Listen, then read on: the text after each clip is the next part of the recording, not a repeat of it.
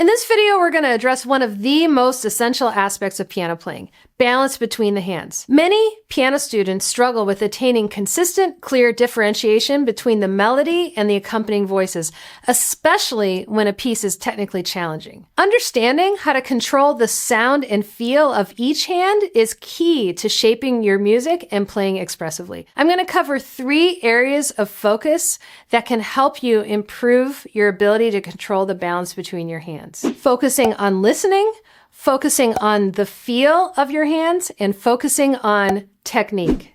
So let's get started. When you're working to improve the balance between your hands, the most important thing you can do is to cultivate active listening and really train yourself to listen carefully to the balance between your hands as you play. One thing to keep in mind if you have the melody in one hand and an accompaniment in the other hand is that the melodic line will usually be quite projected and the accompanying line is going to be much more subdued or neutral. And so if you approach it with that expectation that the accompaniment is going to be neutral and very much in the background, that will help you to know what to listen for. Now, in order to be able to listen effectively to yourself while you're practicing, it's important to have a mental image of what you even want the sound to sound like. I have 2 tips for you in that department. The first is to realize that the dynamic marking that you are going for is an average between the hands. In other words, if there's a printed piano, then you don't necessarily want both hands to be actually playing piano. You want one hand, the hand that has the melody, to project. And so let's say that would be mezzo piano or even mezzo forte. And then the hand with the accompaniment would play quieter than piano. So that would be pianissimo. Now I want to say that dynamic markings are not absolute, but it can be helpful to imagine in your mind that when you see piano, it actually means to play with a different dynamic marking in each hand. The second strategy that can help you develop a clearer mental picture of what you're even going for is to imagine that the hand that is playing the melody is an opera soloist standing on the stage of the world's biggest opera house,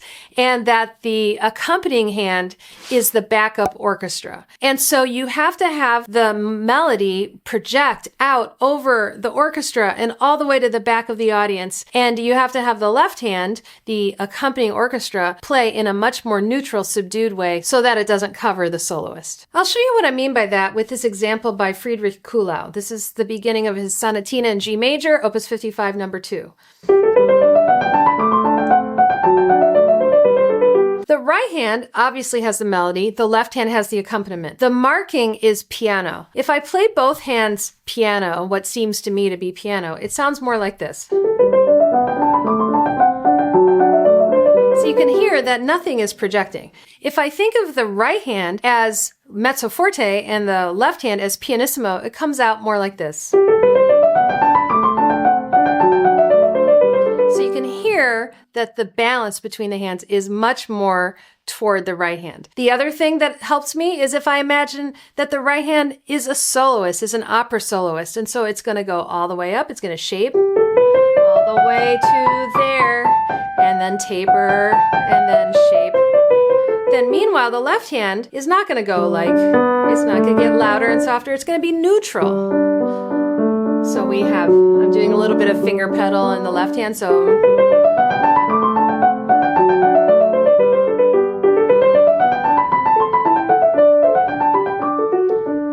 that's how you can create a mental image for yourself. Imagining that the hand with the melody is the opera soloist and imagining that the hand with the accompaniment is the supporting orchestra. The second thing you can do to improve your control over the balance between your hands is to focus on the feel, to focus on the fact that your right hand and your left hand are not going to feel the same. They're actually going to feel quite different from inside your hands. The hand that has the melody is going to feel like it's playing much more deeply in the keys. It's going to feel like it's sinking to the bottom.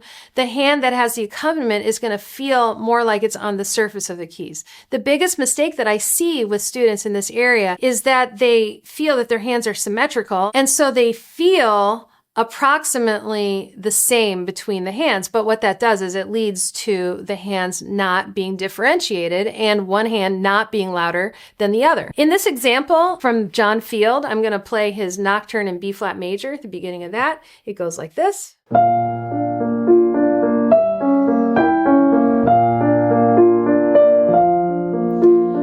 You can hear that the left hand has an accompanymental line and the right hand is much more sustained. Now the right hand notes are actually slower than the left hand, and so you have to give it a little bit more. You have to feel like you're really projecting so the note actually lasts until the next melodic note. If I play this too quietly in the right hand, it doesn't carry, and then it sounds like the left hand is more important than it actually is. So when I play this, I actually am feeling quite different between the hands. My right arm is feeling heavy. It's feeling like it's sinking to the bottom of the keys. My left arm is feeling much lighter, almost like it's floating on top of the keys. Here's an exercise you can do with me right now if you want. Raise your hands above your head and make sure your shoulders are relaxed. And now what we're going to do is we're going to float our arms down to the keys very slowly, still with relaxed shoulders. And then as you float down, let your left hand come to rest at a higher position, almost like it's playing on a higher keyboard. You know, like harpsichords and organs, some of them have double manuals, and so you end up playing like this. It's that feel. It's really that big of a difference that you feel that your left hand is actually playing on a higher plane. It's on a higher keyboard. And so my right hand is playing low and into the keys. My left hand is floating.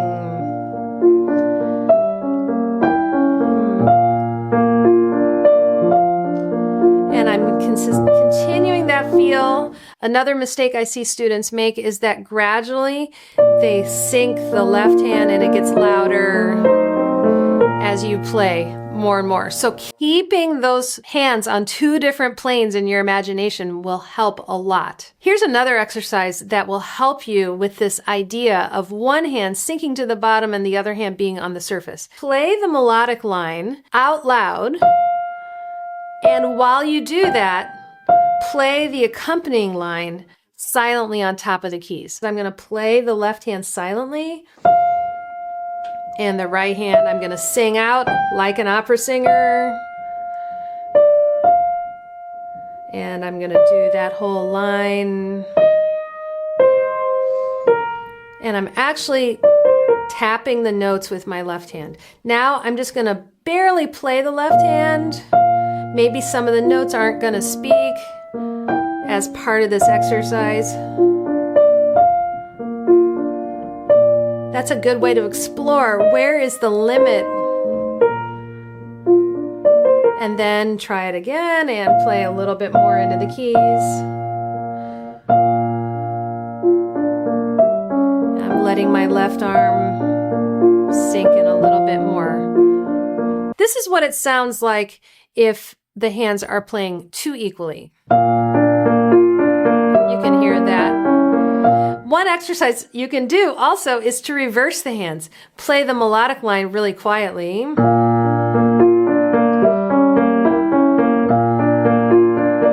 And then reverse it the other way.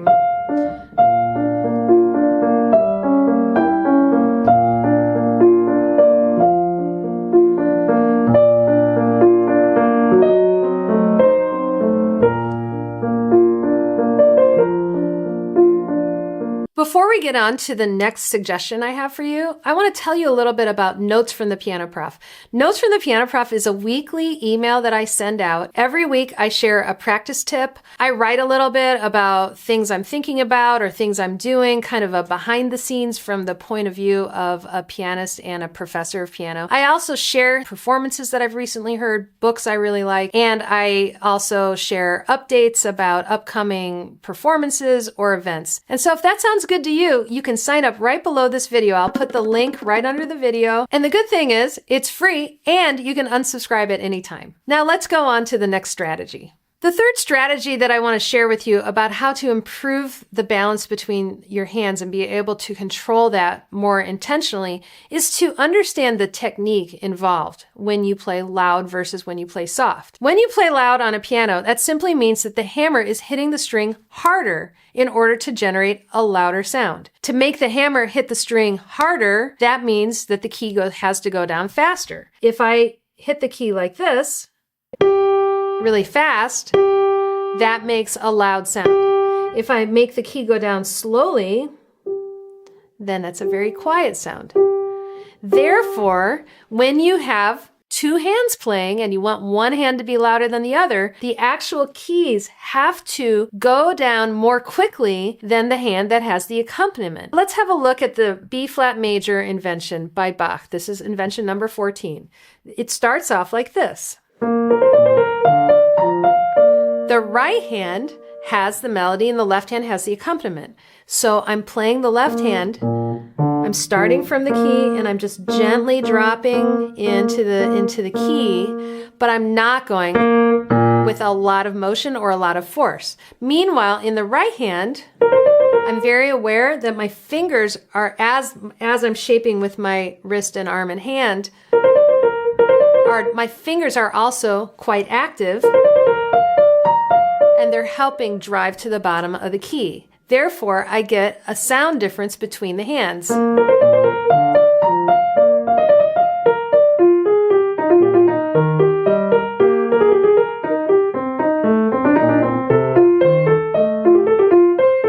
I want the left hand to be more here because there's a dialogue and the hands are more equal. So I need to go back to that feeling of the hands actually being more similar because the sound is going to be similar between the hands. And then here, the left hand has the primary voice. So I have to have the right hand have that gentle motion where it's pushing the keys down more slowly. Thinking about the technique involved, thinking about the mechanics of the piano, and thinking about what it takes to press the key down more slowly or more quickly will help you be able to start to control the balance between the hands more. Now, two other really quick things. First of all, a lot of times when people overuse the pedal, that obscures the ability to really listen critically to what the balance is between the hands. For example, if I go, then both hands, it's just kind of a wash of sound. So I would encourage you to limit your use of pedal, use it sparingly in order for you to really be able to listen to what is happening with the balance between the hands. And then the second thing is that you can listen better to yourself and more objectively to yourself if you record yourself and then listen back to that recording and compare that to what you were imagining in your head before, like when you were playing, because there's always a gap between what we are thinking is coming out of the instrument as we play versus what is actually coming out of the instrument as we play. And so if you are just not sure what the balance is between your hands and you want to kind of check that, or if you want to see if it's improving, then take a moment, take your phone out, record yourself, then listen back. And then if you want to increase the difference between the hands, try one of these ideas that I shared with you today. Think about going faster to the bottom of the keys. Think about the idea of one hand actually being in a lower playing position. Think about the idea of accompanying with a neutral sound in the accompanying hand and a very solistic and singing sound in the solo hand. In this video, we've been talking about how to improve the control that you have over the balance between your hands. One technical aspect of playing that's super important in doing that is this idea of weight transfer. I didn't have time in this video to get in depth into it, but I did make an entire video all about arm weight and weight transfer. You can watch that right up there and get more information as you work on balance between the hands. If you found this video helpful, please remember to like it, subscribe to my channel, and share it with somebody who might find it useful. Thanks so much for watching. Happy practicing.